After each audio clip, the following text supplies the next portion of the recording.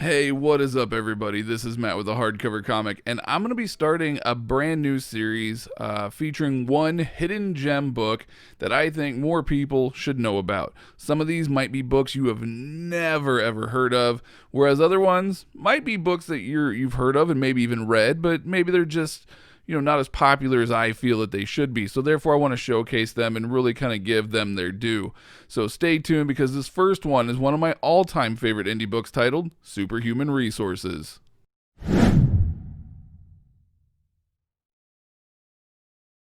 Alright, so for this very first installment, we are going to discuss one of my favorite all-time indie books, Superhuman Resources, through Action Lab Comics. The book is written by Ken Marcus, first season art done by Justin Bleep, second season art done by Armando Zanker. Now, I first found out about this book about 4 years ago, and I've been singing its praises ever since. We were reached out to through Action Lab and said, hey, we have this book. We want you guys to check it out. Maybe have Ken on your podcast if you like it. What do you think?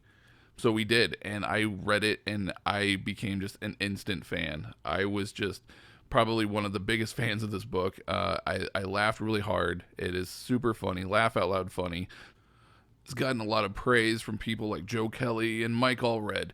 So, those are some big names in the industry, and you know that if they're praising this book, you gotta check it out, right? So I did, fell in love with it, and I've been singing its praises ever since. We ended up having Ken Marcus on our podcast, and we learned some interesting things about him. Ken Marcus wasn't someone that anybody knew by name as a writer. None of us knew who that was. But I guarantee you guys, you know his work. And his work is, he's primarily known for being a writer for like Geico commercials, most notably probably the one where it's Mike, what day is it? Hump day. All right, this commercial right here, I'll let it play. Oh, come on, I know you can hear me. Mike. What day is it, Mike? Leslie, guess what today is? It's hump day. Woo-hoo! Okay, so that is what he is mostly known for, is that commercial right there. So if you don't know him from his other work, you at least know him from that, I guarantee it. And if you didn't before, well, you definitely do now. And, Justin Bleep started off on the art on season 1, and his art was very abstract, really kind of exaggerated lines and things like that, but it fit the overall tone of the book and the parody, and it really kind of set the course for the future. Season 2, Justin didn't really want to continue. He kind of wanted to do his own thing, although he did do covers for the book. He did do covers for season 2, but he didn't really want to do interiors. So Ken reached out and got a gentleman by the name of Armando Zanker to do the interiors. And I believe, I could be wrong, but I believe Armando is based in Spain. And if you're not familiar with his work, go follow him on Instagram because he does some really awesome, really cool stuff. And I'm a huge fan of Armando. He actually did a commission for me of one of my favorite characters, the Devastator. I've also received some interior pages from season 2, like originals that are awesome and so glad to have. They're all framed up and hanging onto my office wall as we speak. But this book is really funny, and aside from being funny, what it's about, that's what you guys ultimately want to know, right? What is it about? Well, it's a parody book of a gentleman by the name of Tim, who is an accounting temp who goes to work for Super Crisis International, or PSI. So think kind of like S.H.I.E.L.D., right? And it's him kind of figuring out and navigating the waters of this new sort of superhero world in the back office. And, you blew up the Empire State Building. That's going to cost us $2 billion. How are we going to pay? And just sort of like these kind of like funny things that happen in the back office.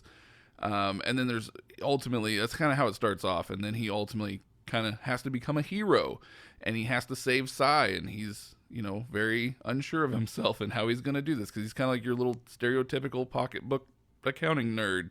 But it's really funny, and because of the fact that it's a parody, you have some very recognizable characters. So instead of Batman, you have the Wombat. Instead of Swamp Thing, you have the Bog. Instead of the Watcher, you have the Peeper. Instead of Ultron, you have the Devastator. So you have all these like really kind of cool characters. And Ken does such a great job of writing them and making them feel familiar yet still their own person. And Ken does a great job of really kind of taking everything that he loves, comic books, pop culture, Saturday Night Live, Mad TV, etc., and kind of throws it all in this blender and creates this, new world that is superhuman resources. It's the HR department of the world's greatest super team is kind of the tagline. But lots of stupidity ensues, and it's really, really funny, and it's a book that I can't speak highly enough. Armando Zanker in season 2, like I said, really took the art up a notch. I'm a big fan of what he did in season 2 because it kind of took this over exaggerated style and really kind of simplified it and made it sort of like this nice cartoony fun style. Like it literally felt like something that would be on Cartoon Network anytime today. And I told Ken this, I think that it should be on Cartoon Network. If I had the money to executive produce something like that, I would be more than happy to, because I think you could do a lot of things with a good writing team. I think there's a lot of fun things that you could really do with this show. But overall, it's a total of 8 issues, 2 volumes. You can get volumes 1 and 2, both on Amazon and trade paperback for like $15 a piece. So please go get them, check them out. I believe I might have some extra copies of, maybe some singles, maybe trade paperbacks, I'm not real sure, laying around that I'll be more than happy to help out. I'm actually going to custom bind this. It's going to be really small because it's only 8 issues, but it deserves the hardcover treatment in my opinion. So I'm actually going to get this custom bound as well. It's something that I've been wanting to do for a long time, and it's a book that I do truly love. And I just really want more people to be aware of the book, because my hope is that maybe if we can get enough people to start really reading and liking this book and getting their hands on this book, we can convince Ken to do a season 3. Every year I reach out to him and I ask him when a season 3 is coming, and he always says, "Oh, I don't know, we'll have to see." Like, you could tell, like, it takes a lot to write a book. It's a lot of money that he probably had to put out, and he may not have saw the return that he put out. I don't know the details on that. That's just assumption on my part. But let's get these sold. Let's get these out of his house, because he told me he had a bunch hanging out in his trunk of his car in his house or something. I'll reach out to Ken, see if he still has these. This is a couple years ago. I'll see if he still has them. One way or another, because like I said, this is a book that many people need to be reading, many people need to have. I want it to hit that cult status so that we can get Ken to finally do a season 3.